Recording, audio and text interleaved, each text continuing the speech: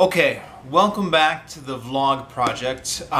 It's been a few months since I last tried out a vlog. When I initially started this thing out, I said I was going to try and do it every week. And again, the premise behind this was just kind of an experiment. Just pick a topic, talk about it, see if anything interesting comes out or if I could develop my oral fluency skills. And I initially said I was going to try and do it every week, and then it's been, I don't know, 2-3 months since the last one. I've been busy. And I probably will be busy again because, oh boy, I've got like so much stuff going on this year.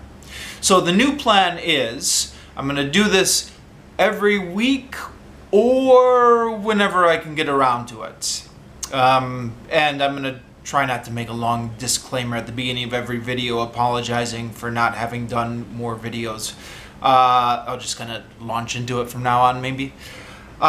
So the first few ones of these I did. I was kind of talking about the books on my shelf because that's what I do, is book reviews on this channel. But then, having exhausted kind of all of that, the next thing was like, all right, what's something else I can talk about?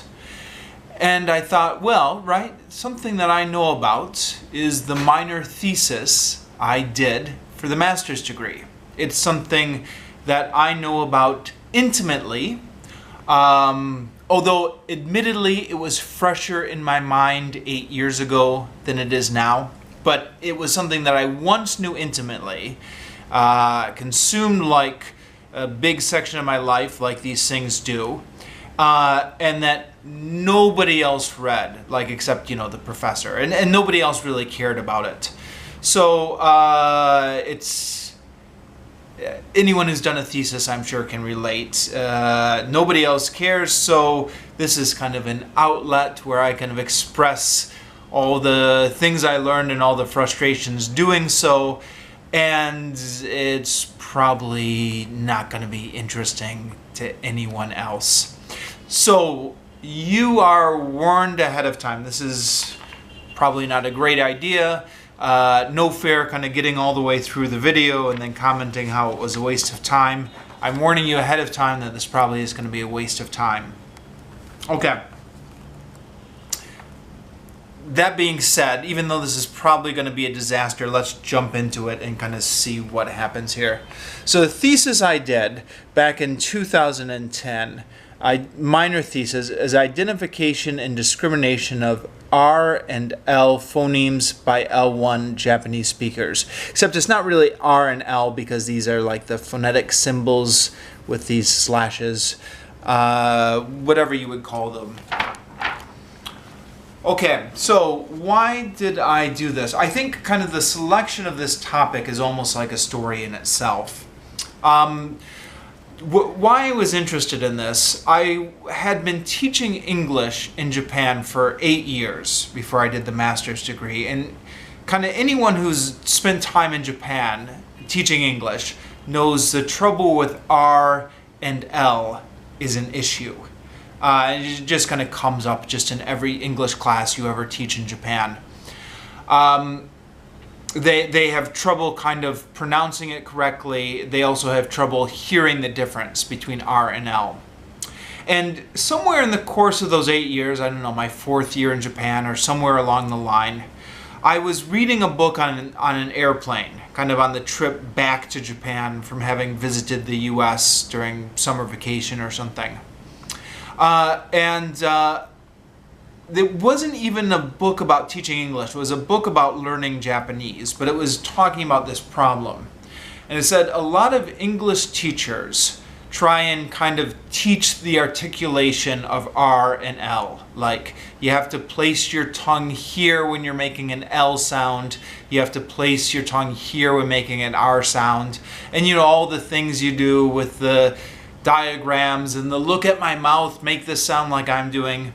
And the author said, what happens when you teach it like this is you get a lot of Japanese people who have very affected pronunciation because like they're over articulating it and they're like overly conscious about where the R and the L sound is made in the mouth. They pronounce it kind of overly longly, maybe.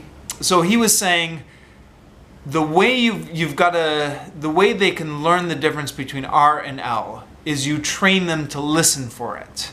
And he said once they can hear the difference between R and L, then the pronunciation will just follow naturally. You don't even need to teach the articulation. That just follows naturally from them acquiring the perception of it receptively. Now, I had no background in linguistics at that time, but I thought, yeah, that makes sense. I mean, it made intuitive sense to me. So for years, that's what my, philosophy in the classroom was after that. But, as you're doing something kind of for a few years on end, you start to wonder, is there actually any theoretical justification for this? Or was this just the opinion of this guy in some book I read? What does the data show? Does developing your perception help your pronunciation for kind of for Japanese speakers who have trouble with R and L? So I've been wondering that for years, kind of wondering if my classroom practice of teaching perception instead of pronunciation was justified. So when I was doing this course in applied linguistics and I needed to pick a minor thesis and I didn't have any idea, this is what just kind of popped up at me, this question I had been wondering for years. Now, I didn't actually do this because it's difficult. It was a minor thesis, meaning we had to complete it in one semester, and it's very difficult to do this in one semester. It's very difficult to do kind of anything around this question for a few different reasons. One thing is obviously the timing. So you can't, if you've only got one semester, you can't actually kind of introduce a treatment where you're kind of training the perception. I don't know, maybe you could, but I think it takes several months to kind of accurately train for the perception and kind of expect any results. The other thing is, if you're trying to say that accurate perception leads to accurate pronunciation, then you need to judge pronunciation. And as it turned out, as I was kind of reading the literature, judging pronunciation is difficult to do because there's an element of subjectivity to it. Like, is that a perfect L sound or is it slightly mispronounced? Is that a good R, or, different people's perceptions of this can vary. So in the experiments I was reading about, where they were trying to judge whether certain Japanese people could accurately pronounce R and L, they had like a panel of 3 trained linguists who were listening to the pronunciation, and each kind of person on the panel put down like their judgment. And I couldn't possibly have organized this. It was, it was just me doing a minor thesis for a master's course. So what I eventually ended up doing was something that actually got a little bit away from the question I was initially interested in, but that's how these things work. You kind of get away from what you're initially interested in as you're refining it down to what is actually feasible to do. And what I thought was feasible to do was, I had connections back in Japan, English teachers I knew who were still teaching classes, and I knew a lot of Japanese people in Melbourne where I was studying. I had been attending the Japan club to try and keep up my Japanese. So I thought, okay, well, we will compare the perception of a group of Japanese people in Japan with the perception of a group of Japanese people in Australia, and see if living abroad has made their perception of R and L sounds any better. And so, yeah, that's what I ended up doing on this. When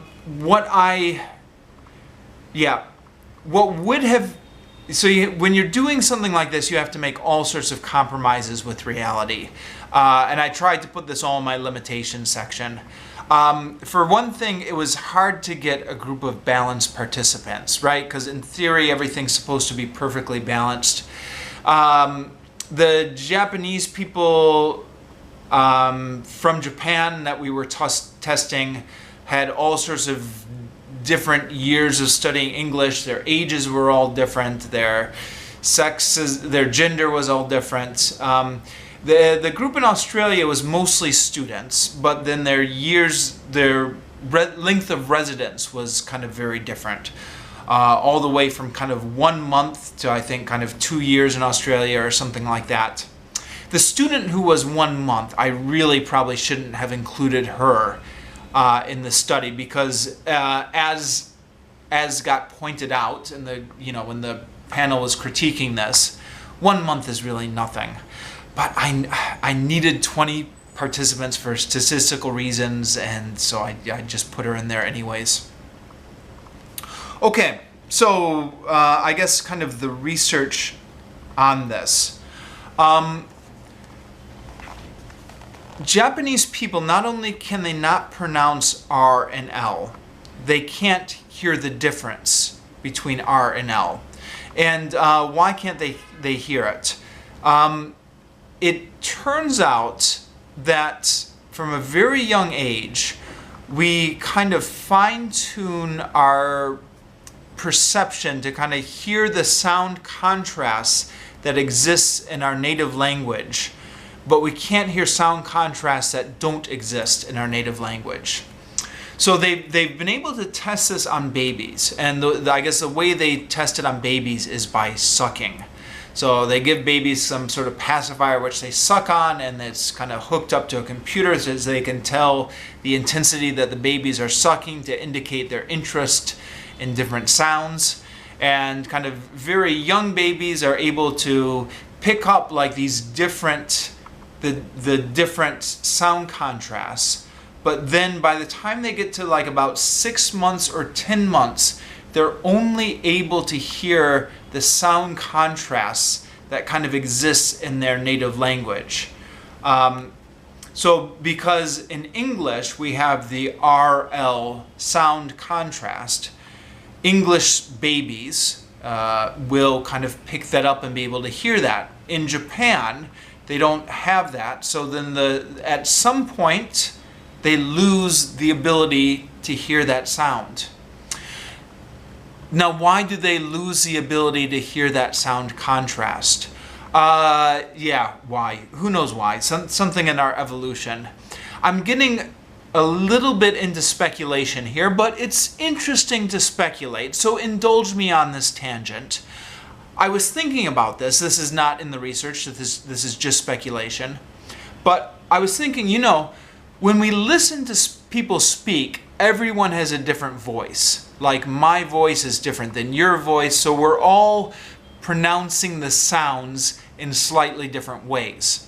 The way I pronounce R is different than the way you pronounce R, and yet we both have to kind of recognize this as the R sound. So, what's happening? Our brain is not actually listening to the exact spectrograph that's being produced. Our brain is creating categories and saying, okay, anything that is within this category, whether it's, slightly, the sound wave is slightly this way or slightly this way, the category is broad enough that we're going to call that an R sound. So that way we're not actually kind of perceiving, when our brain perceives things, it's not actually perceiving the raw data. And I think maybe, and again, I'm speculating even further out here, maybe that's true of perception in general, right? Like when we see a dog, we don't say like, oh, okay, that's a furry animal, there's 2 ears, there's a nose, it's about 1 foot high, there's some sort of tail attached. We just see it and our brain says dog. You don't take in the raw data, you just kind of, your brain takes in the categories. So then like once your brain creates those categories, then that's very useful for you to kind of function in whatever society you're functioning in. But then that creates problems when you're trying to learn another language.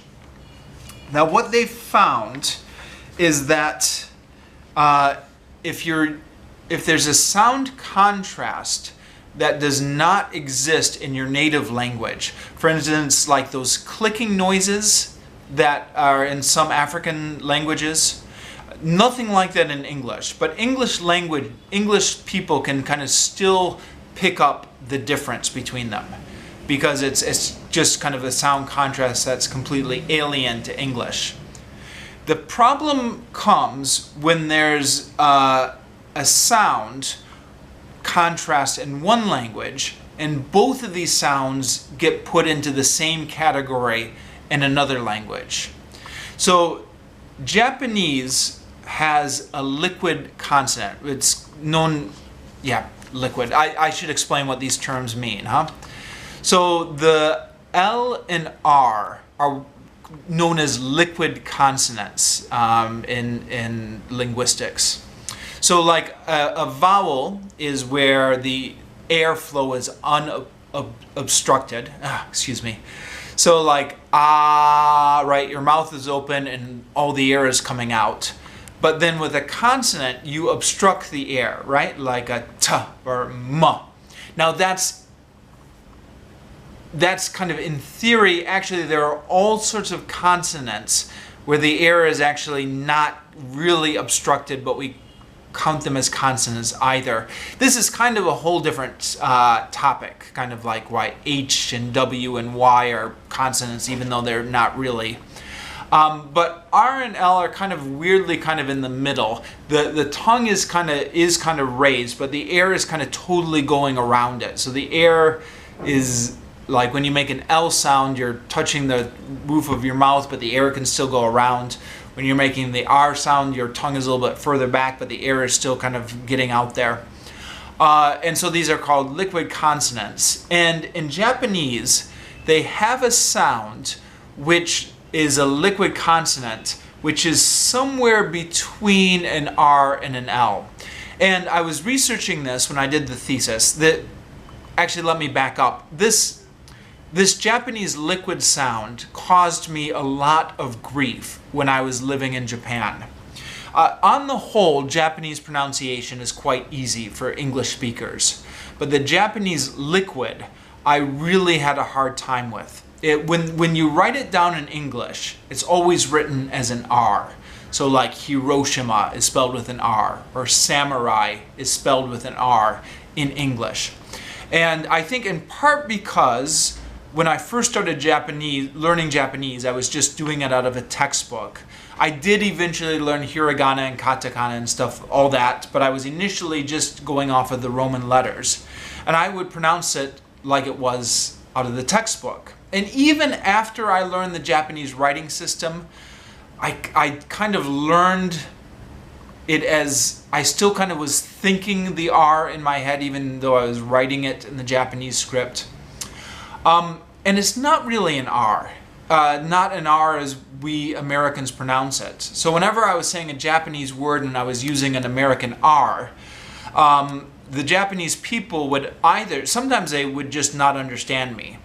And sometimes, more often they could understand me, but they said, you've really got kind of a strong American accent there. You know, we can really hear that those R's are unnatural. And I got the advice actually from several Japanese teachers. They said, okay, I know we write it with an R, but it's kind of actually more close to an L. So try and pronounce it with an L. So I would try and pronounce it with an L. It was really tough to break the habit. I think some of this is fossilization. Once you learn something the wrong way, it's really tough to change it. Fossilization is a completely different topic, so we'll save that one for another day. But the point is, it's not really an R. It's kind of maybe closer to an L, a lot of people say, but it's a bit hard to categorize. When I was doing the research, I was kind of looking this up to try and kind of see what it is exactly. No, that's not true. I was looking it up because I had to, because I was writing a thesis on it. And nobody really knows what it is exactly. I think in precise phonetic terms, people are kind of still debating what exactly the articulation is. Some people say it's like an R or an L. Some people even say it's like a tap, where the tongue kind of briefly taps the mouth, almost like more of a D sound. Like Hiroshima would be like I don't know. Sorry, I thought I was going to make a demonstration, but I can't do it. So anyways, the Japanese sound is somewhere in there. What it is exactly, it's very difficult to define, apparently. And oh, right, also apparently it also differs on where it is in the word, and if it's syllable initial or syllable final. I mean, they don't really have a syllable final R in Japanese, but it does, the articulation does seem to vary depending on where it is in the word also. Okay, right. So that's the point of confusion, is there's two liquid consonants in English, one liquid consonant in Japanese, and the Japanese assimilate them both. So the Japanese cannot pronounce it, and they have trouble hearing it. Now, going back to the research, the first paper published on this, I think, was in 1971 by a Japanese researcher named Goto. Now, this is just an interesting little thing in academia. I found this interesting. This master's course was like my first journey into kind of the higher reaches of academia. People have known about the problems with Japan with R and L for like as far back as you want to go. And like anecdotally, you can find like the US War Department published something in 1942 about, it was called How to Spot a Jap. Excuse me, I'm quoting the title, that's what it's called, where they talk about, you notice a Japanese person because they can't pronounce R and L. But like when you're writing a paper for a master's degree or whatever, you just have to completely ignore anything that wasn't published in the academic journals. So like the problem didn't even exist. Nobody even noticed it until it got published in an academic journal as far as they're concerned. So the first study was in 1971. Japanese guy named Goto did a test on the perception. And he had this interesting little thing in there where he said, we're going to assume that Japanese people can kind of, they're not going to pronounce R and L correctly, but they can hear it fine, is the assumption. Because the native speakers, the teachers of English always very clearly articulate this in the classroom so they can hear it fine. And then he did the test, and it turned out none of the Japanese test participants that he tested, none of them could hear it. They all like scored below chance. He only did 8 participants, so it wasn't really statistically valid. And so he wrote like, okay, well, this was a surprise. This wasn't what we expected. I always found that a little bit strange because, anyone who's lived in Japan and is taught English, like, knows that Japanese people have trouble perceiving R and L. How could it have been a surprise? I don't know. Maybe I've got a couple pet theories on this. One pet theory is that maybe because Goto was Japanese himself, he wasn't kind of, he didn't have a perspective as an English teacher. English teachers kind of notice these things kind of easier. The other theory is that I think it's common practice when you're writing these kind of reports to kind of hide your Easter eggs, to kind of take something and then pretend you were surprised about it. Like, oh, nobody could have predicted this. What a surprise. This is like a big finding. You should publish my paper. I don't know. I just thought it was a little bit strange that it was apparently a big surprise in 1971. But that was the first paper published on it. And then kind of every other paper since then, everything ever published has just kind of confirmed those results. Japanese people have a very difficult time perceiving R and L. Sorry. I know I'm all over the place here, but while I'm on the topic of the research, let me touch on this briefly, because the question I open this up with is whether it does any good to teach perception first before you teach the pronunciation, if you're trying to teach Japanese people how to do R and L. it turns out nobody really knows. Everything is always in debate. Some people say that some people say that you should teach them the perception first and then the articulation will follow. Some people have argued that perception and articulation are kind of in a symbiotic relationship. So one doesn't develop without the other.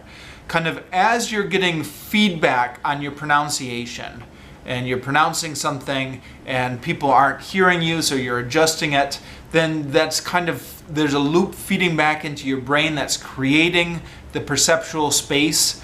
And so it's kind of coming along together, or maybe even articulation is leading the perception. Like once you figure out how to pronounce it correctly, then that will kind of create the perceptual space. Yeah, so nobody really knows, kind of is the answer. And the other thing, because of the study I was doing, I was seeing if kind of length of residence made any difference. There actually have been some studies on this before, which is not surprising. Although, now again, from my perspective, kind of as a student, I've got to justify why my research project is worth doing, right? So I've got the participants, I've got the research question. Other people have already done it. So I said, okay, so other people have already examined whether length of residence in a foreign country makes a difference for Japanese people perceiving R and L. But they haven't done it in Australia. Actually, one study did, but only one study. All the rest were like in England or America. So I said, okay, this one's unique because they did it in Australia. The other thing I kind of snuck in there is the other studies were based on families. Japanese families, kind of, you know, like the dad gets transferred out to work in a Japanese company based in North Carolina and brings his whole family with him. And they were doing these studies on families. Whereas I was using international students. And I kind of said in the study, it's different using international students.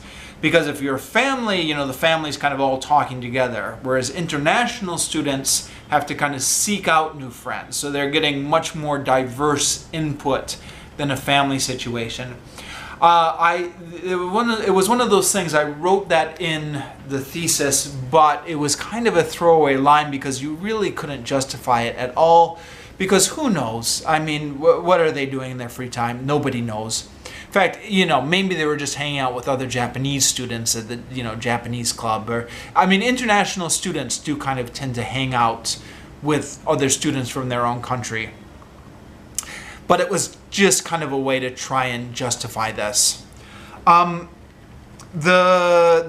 other studies all did kind of show that kind of length of residence does kind of positively correlate with perception.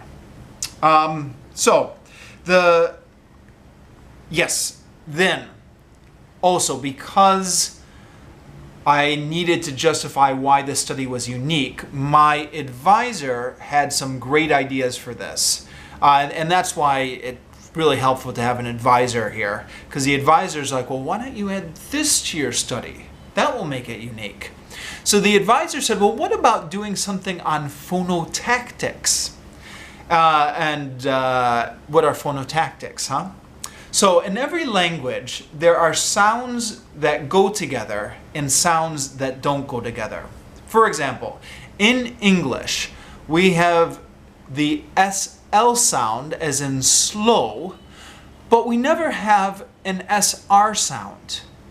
Now we could, I mean, like we can pronounce S's, we can pronounce R's, we could put them together, but we don't. You will never find an English word with SR together. Find it in other languages, but not in English. Same thing with like DR. We have DR together, but not DL. We could have TR together, but not TL. I'm out of time, and I haven't even gotten to the meat of this. Maybe I'll do this in 2 parts. Sorry about this. Maybe I'll do this in 2 parts. I'm going to sign off for now, though.